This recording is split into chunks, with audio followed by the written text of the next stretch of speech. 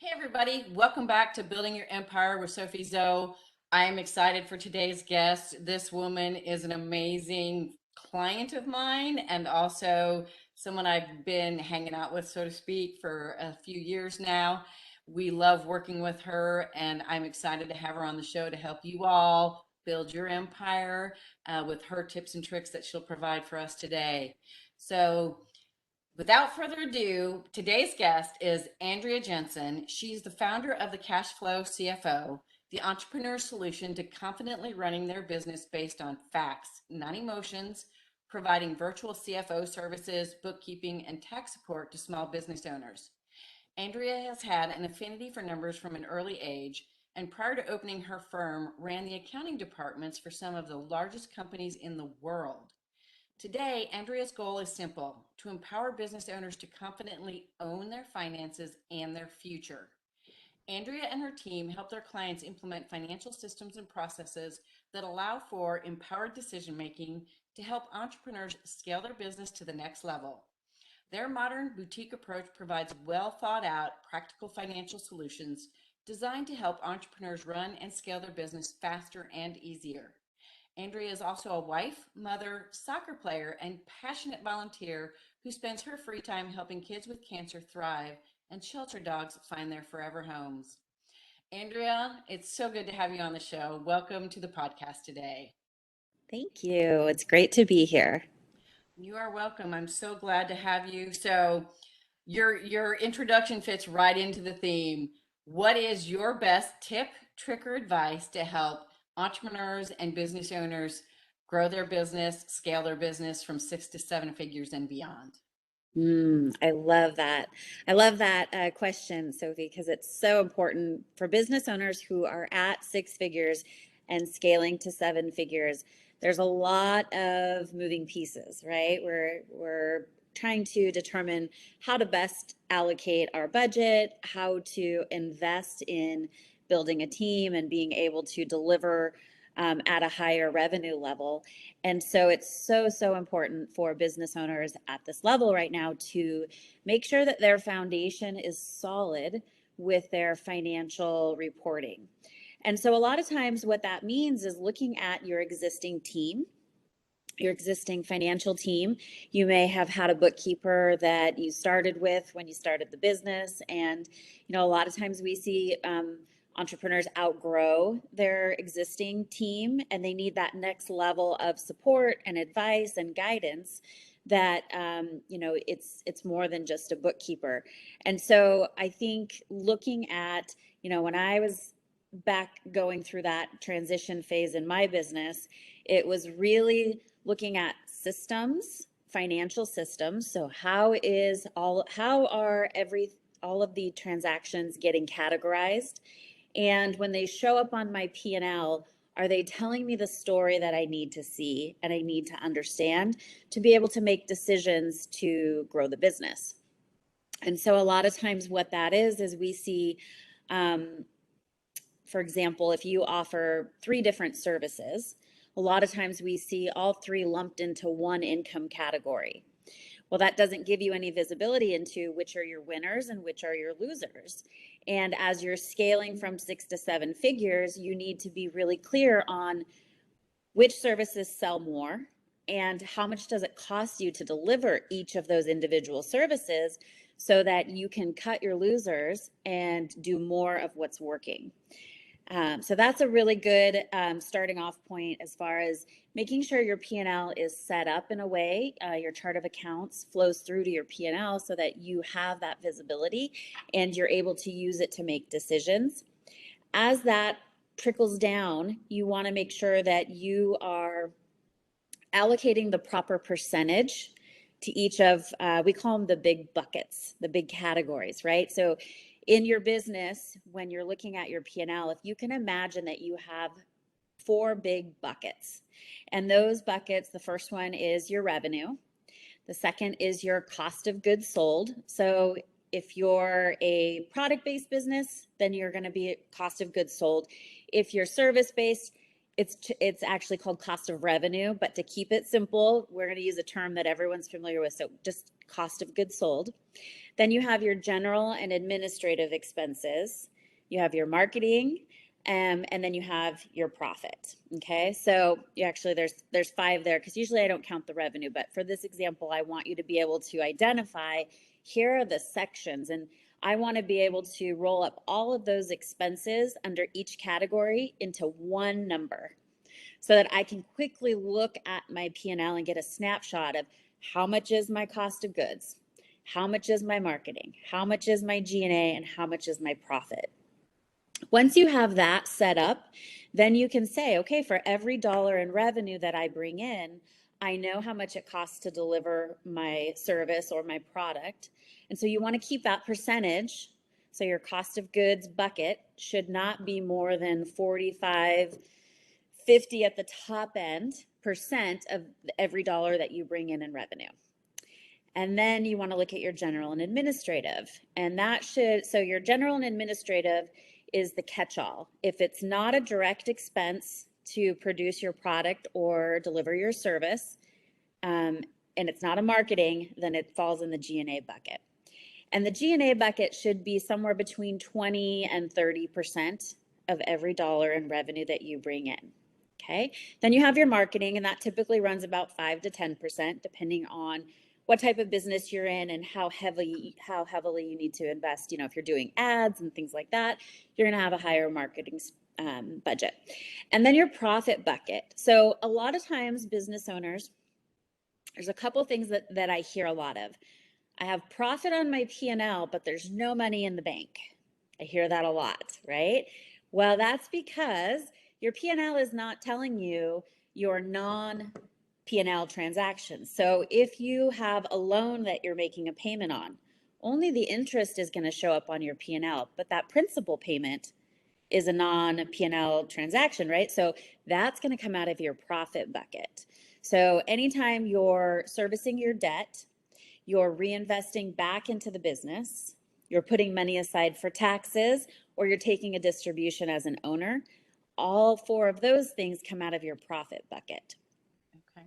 So if in your head you could visualize, I've got $1 in revenue and I have to pick how I'm splitting it between those 4 big categories, that right there, if you can conceptualize that and implement that into your business, you're going to be light years ahead of your competition and other businesses that aren't looking at it that way.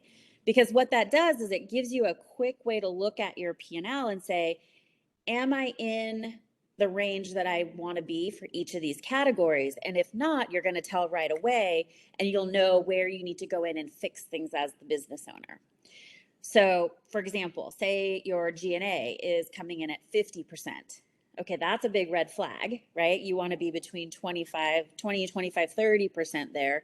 You need to go in and see, where am I overspending? Because that's a leaky bucket, right? That's a money leak in your business. And so the tip that I just gave you there with the percentages for each of the buckets, that's a quick way to go in and to identify where you need to spend your time and get things back in alignment so that you're not spending your profit unnecessarily. And if your percentages are not lining up, like the examples that I just gave, that's what you need to work towards, and that's what's going to get you from that 6-figure to the 7 figures. And you're going to do it in a way that doesn't, make you go crazy and pull your hair out, because any fast-growing business is going to eat up cash like crazy, because you're investing ahead, you're adding more team, you're adding more marketing spend for customer acquisition. So you want to make sure that you're keeping an eye on where the money is allocated in the business. And so that's how you'll be able to achieve that, by setting up your P&L in that way. Wow, that is really great information, because I know I'm at a point for myself where I'm still managing my books and my P&L through an accounting software. I haven't quite hit that level where I need you, but I'm getting close. So I'll be giving you a call. But I love the percentage piece, because I do think along those lines. And I have to say that the accountants of the past, for me, especially for tax purposes, have told me to be way more granular with my expense categorization and everything. So my P&L is sort of built into those buckets, but within like there's like all kinds of little categories in Hmm. there in Yeah. my P&L as well. Yes. So that's still okay as long as the overarching categories are what you're looking at for the whole piece of the picture and those percentages you gave. Is Yes. that correct? Yes. So you can have as many sub accounts under those big headings, under those big bucket categories as you need, as your business requires. To do a quick spot check, you want to be able to roll those categories up into that one number for each of those big buckets that we talked about. Okay, great. So then my next question kind of ties into that again with the percentages.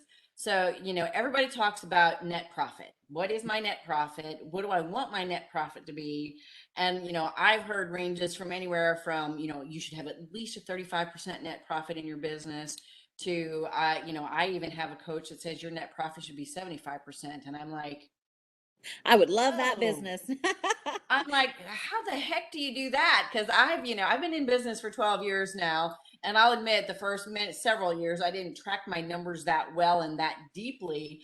But a few years ago, when I did start tracking everything, the one year I found I was almost at like a 10% net profit. And I went, whoa, I gotta change what I'm doing here because I'm practically in business for no reason. I'm not Right. getting anything out of it.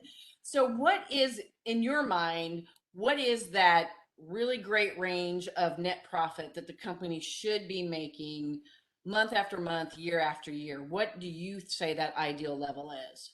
Yeah, that's a great question because it really depends on your industry and it depends on where you are in the life cycle of your business.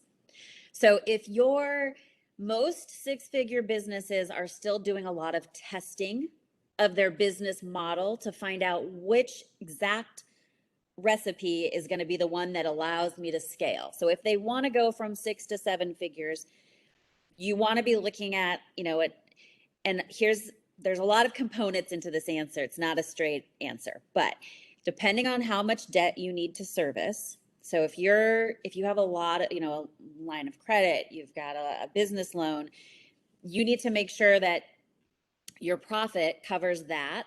You also need to look at your owner's compensation package. So depending on your business entity, some business owners are on payroll, some business owners just take a distribution. So if you're on payroll, then you don't need to account so much for distribution if that's the way that your tax person has set you up. That means that your profit could be a little bit lower because you're actually pulling it out above, right, in your payroll section. So there's a lot of little components that go into answering that. But I would say for a six-figure business that is doing a lot of testing to confirm the business model that's going to take them to the 7 figures, a 10 to 15% profit range is probably a decent one because you're putting a lot of money back into the company to test different things. Will this marketing thing work to get the level of customer acquisition that I need to be able to convert those into paying customers to hit my revenue goals? You're trying different team members out. What's the proper mix? How am I delivering my product or service? How, all those things. Once you get to 7 figures, then you should be seeing a higher profit margin because you're not doing so much of the tweaking the model, right? Right. At that point, what works and you're just doing more of it, correct? So I think the other piece of that question is if you're a coach and you don't have a team, you're going to have a higher profit margin because you're delivering all the services. As you transition from 6 to 7 figures, you have to have a team because you can only do so much as one person or a small team, right? You have to expand your team, and that's going to require you to bring in different levels of management, middle management, supervisors, right? All of those things are not a revenue generator directly. Right. So to answer your question in a very long roundabout way, it depends on where you are in your business. And here's the thing, this is why business owners need a CFO.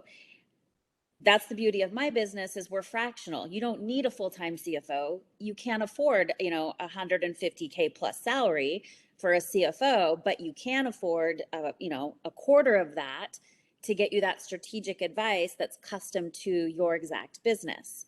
And here's another thing that we hear a lot of from business owners, and they say, but I have a CPA. Why aren't they telling me this advice? And the reason for that is because I like to give the analogy that, say, Sophie, you're the business owner, you're driving down the road in your car. Sitting in your back seat is your accountant or your bookkeeper and your tax preparer. They're looking out the rear view window of the car, telling you where you went, how much you spent. That's their job. They're looking historical data. Your CFO is sitting in the front seat next to you, looking out the front windshield, telling you, hey, here's what's coming up, here's how to plan, and here's how to be profitable. So they're crafting that strategy, that financial strategy for you, that then you, the business owner, go and implement, and then your bookkeeper records how it went, right? And then your tax Right. person just, gives strategy on how to minimize your tax bill. So everybody in the car has a very important role to play in a business, but they're all going to give you very different targeted advice because that's their training. That's what their experience is in, and that's why a lot of times business owners say, "Well, why isn't my tax preparer telling me this stuff?" It's like, because that's not what their job is. That's not what they're there to save you money on taxes, and that's a very important role, and you want to keep them in their lane, right? So that's why we do what we do by offering the fractional CFO services and the accounting services so that we can cover two of those roles in your business, and then you've got the tax on its own little thing. So yeah, so that's another piece of advice that I would say for business owners going from 6 to 7 figures is identify who on your team is in each role, and it should not all be the same person. Got it. And no, that's good to know because, all these years I've pretty much just dealt with accountants, my CPA, doing my taxes and telling me ways I can save on my taxes. And I've done all the bookkeeping and the P&L and L and the forecasting and the planning and all that. And like I said, I am this close to being ready for those fractional CFO services, which I'm glad you brought up because, you're right. The fractional CFO is going to do what you need them to do without being that full-time 150K plus salaried position that where I'm at multiple six figures now, so but I'm nowhere near. If I had to pay someone 150K, I would be living in the hole. I wouldn't even have a Right. profit margin. So it's good to know. And I don't know that a lot of people understand that there are such things as fractional CFOs and fractional CEOs and all those different kinds of virtual roles that you can have on a part-time basis. But even though they're part-time, you're knee deep in my business. You'd be knee deep in my business and my finances, showing me the road to go and where I need to cut costs and those different things. Whereas even, some bookkeepers kind of sort of do that, but they're definitely, like you said, not in that full on role of being that CFO that says, this is where you want to go. This is how you get there. These are the things you need to do financially to get there. So that is Mm-hmm. all great information. And I'm really glad you came on because I can tell you, obviously I'm not a CFO and bookkeeping kind of person. So all my tips and tricks over the time have been everything but that kind of a financial thing. So your input is going to be really great. My listeners are going to eat this up. So that being said, how Yes. can my listeners find you, get more information on you, and figure out if they're ready to take on that fractional CFO and bookkeeping services that you offer? Yes, absolutely. Well, I would invite anybody who wants more of this info to find us on Facebook. We have a Facebook group that is called Money Secrets of Seven Figure CEOs. And you can join our group there. We give all kinds of tips and tricks like this and really talk to that group and answer questions that are specific to their business and things like that. You can come to our website and learn more about what a fractional CFO is, how it can help support their business as they're growing it. And that is the cashflowcfo.com. And you can schedule a a call there to chat more in depth about your business if you have more questions. And we'd be happy to tell you a little bit more about how we can help support you in that journey from 6 to 7 figures, because we've done it ourselves. We've helped many of our business owners do it. And so, that kind of refers back to outgrowing your existing financial team. You want somebody that's been there, figured out all the things, and can tell you, do this, don't do that. We learned. And Yeah. to help make your adventure, because it really is, it's fun going from 6 to 7 figures. You learn so much. And yeah, so we get to support a lot of businesses with that journey. And it's so fun. It's what gives us joy.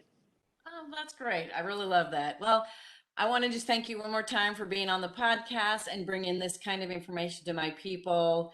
It's gonna be, I'm sure it's gonna be well received, and hopefully you'll get a lot of phone calls or at least some inquiries, Yeah. because the financials are a big piece of making that next step, while having, outgrowing the financial team is one aspect of it, but also needing more team or outgrowing the little team you may have. And if you are Mhm. a solo who happen to get to multiple 6 figures without a team of any kind, you definitely have outgrown your team, because you're You're the only probably one going doing it. crazy. So yeah, so no, this has been really great. I really am glad you took the time to come on to the podcast today.